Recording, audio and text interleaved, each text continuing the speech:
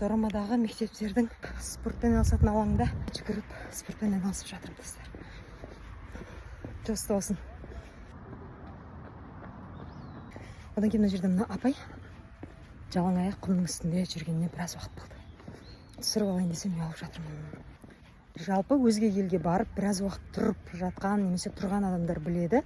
Басқа елге барған кезде ауа райының, климаттың өзге болуына байланысты және жейтін тағамдардың, азық-түліктердің барлығы басқа жерде өсетіндіктен салмақ қосып аласың тез. Мұнда білесіздер ғой, енді шетелден келген достарым көп екенін, солардың барлығында бір проблема бар. Менде де бар, менің күйеуімде де бар. Ол артық салмақ қосу деген. Барлығы артық салмақ қосып алған, спортсыз болмай жатыр. Спортпен айналысу дегенде де айтып жатады өзің.